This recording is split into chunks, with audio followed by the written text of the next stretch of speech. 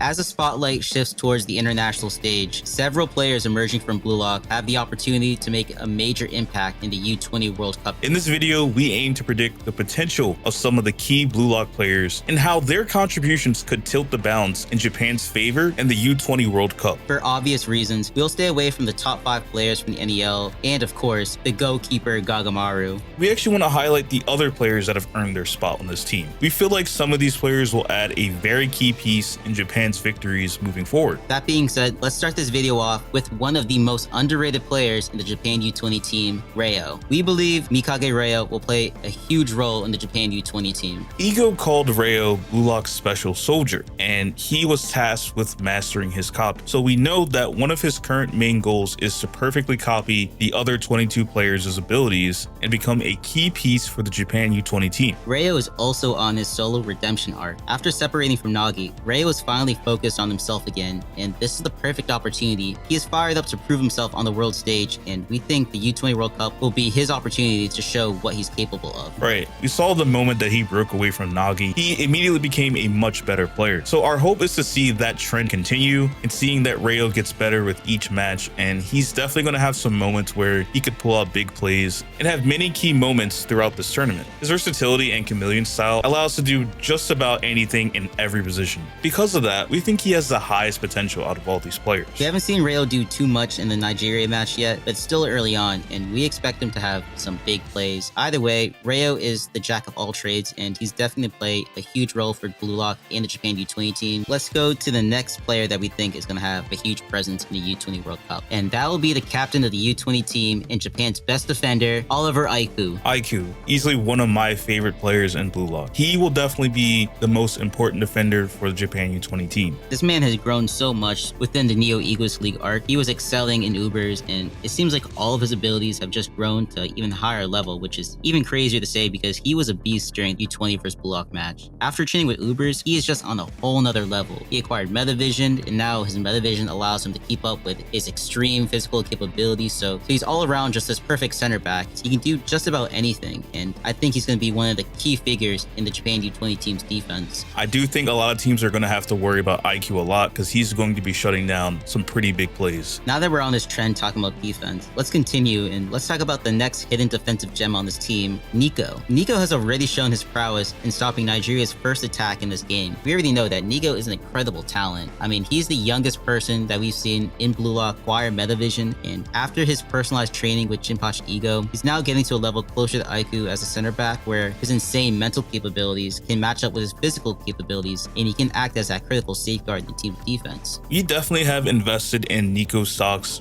very early on. We always felt like he was a player that could truly tilt the scale in the favor of whatever team he's on. He's always seemed to be like this hidden gem that's just been waiting to break out and have an amazing defensive game. He's definitely a star in his own regard, and he's actively keeping up with the older players who are also aiming for the world-class stage. He's going to be hungry to prove himself and his abilities throughout this tournament, and I'm definitely excited to see how he orchestrates the team's defense as the watchtower. For our fourth player, the speedster and number 4 himself, Chigiri Hyoma. One of the main reasons that we have Chigiri here is because he's part of the Eagles 4 and he was just shy of being in the top 5 in the NEL. On top of that, he was also shown to have his own panel of personalized training. It's clear that Chigiri is going to play a huge factor in this tournament. Chigiri will definitely be a problem for opposing teams. He is a huge attacking threat because he can be used as a goal scoring threat on the left side with his 44 Panther snipe, or he can act as a playmaker by sending killer crosses on the right side. His defensive feats are also quite impressive, and we saw that a couple times in the NEL. I'll be honest, I think it's a disservice that he's playing on the right side right now, but he's clearly being effective. But I would love to see him back on that left side and use that 44 Panther snipe like you said, and be a goal scoring threat for the team. Oh, without a doubt. He's definitely waiting to have his own breakout game, and I think it could happen in the U20 World Cup. Moving on to our 5th player, we have another member of the Eagles 4 in Kunigami. One of the main reasons why we picked Kunigami is for similar reasons. He was part of the Eagles 4, he was just shy of the top 5 in the NEL, and he also got his own panel when he was doing his personalized training. We saw Kunigami is becoming an MMA fighter. I think Kunigami is going to become another big defensive piece and probably play as a destroyer again like he did against PXG. I agree with all of that. We saw him play as a DM against PXG, and he was extremely effective against Shido. So he definitely has potential to lock down really good players, and hopefully we do see that be a trend throughout this tournament, and hopefully it wasn't just an instance where he had just like this hate boner against Shido, and that's why he was able to play well. I agree with you. I hope it's not a one-off thing, because individually, I think that was Kunigami's best performance in the Neo Egos League. He showed us a new potential with them by acting as destroyer, man-marking tough players like Shido, and I feel like he could do this with other athletic and just physical beasts, because Onazi actually reminds me a little bit of Shido, just because he has that extreme freedom of mind, the ability to jump so high and just do these crazy things is very Shido-like to a certain degree in my opinion. We think Kunigami could potentially be used in a similar way against Shido, but for Onazi. Onazi is going to be a problem for Japan. The way he's just all over the field is absolutely scary. I think they're going to have to deal with him pretty soon, so I do like the idea of Kunigami possibly being that piece to stop such a problematic player. I guess we'll have to see what happens in this match, but I do like that. For the sixth player we're going to be talking about today, another one of my personal favorites, no one else but the midfield general himself,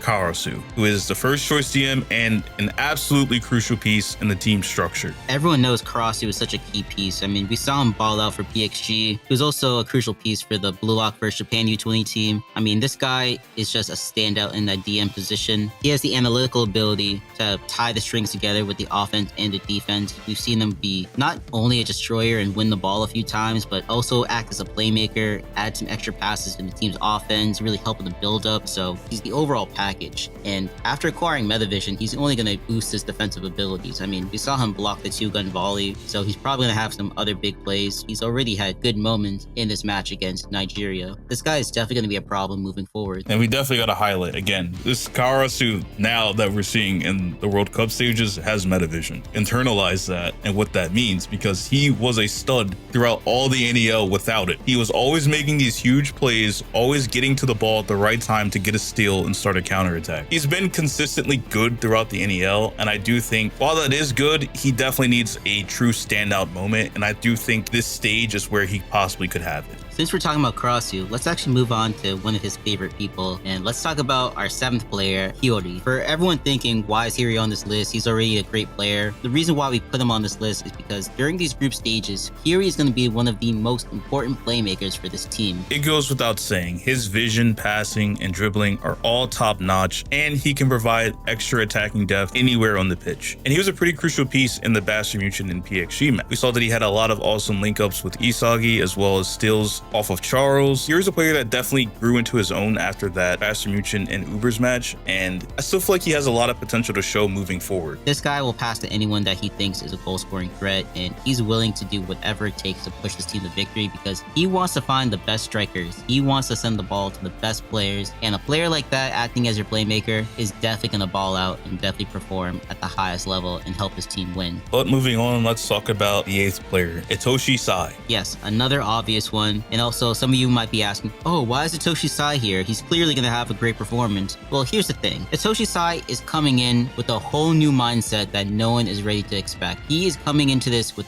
one thing. He wants to crush Bunny Iglesias. There's no one out there that Itoshi Sai hates more than Bunny. And we might actually see Destroyer Sai. If Sai is so fueled up by emotions right now, he might play to a complete different level because now we're not going to get cool, calm, collected Sai. We're going to get hungry Destroyer Sai who wants to wreck Spain and Bunny. You know what? You definitely do make a good point there. And it's something I never really thought about throughout my entire time reading Blue Lock. But yes, we really never saw Itoshi Sai ever really be unnerved. But we were all able to see that Bunny definitely got under Sai's skin. So I wonder if that will evoke a different version of Sai that we've never seen before. There are a lot of theories that Bunny is the one that crushed Sai's hopes and dreams, and because Bunny also said he hates when people look happy or they look like they're enjoying something. So maybe he's the one that crushed happy-go-lucky Sai when he first came to Spain. Either way, Sai is definitely going to come into the team and bring new things. I don't know if it's going to be good right away, but he's definitely going to be motivated and hungry. Yeah, I definitely want to see what that Japan U20 team looks like when Itoshi Sai is in the mix. I feel like a player like Itoshi Sai, the team kind of has to move around him. You know, other players may benefit from the system. Itoshi Sai is the system. So I definitely want to see what that looks like. I expect when Sai comes in, they're going to keep the top two of Isagi and Rin, and then they're probably going to put Sai in between as a playmaker or 10. 10, but that also means that one of the starters from the Nigerian match are gonna have to leave, which makes me think it's gonna be either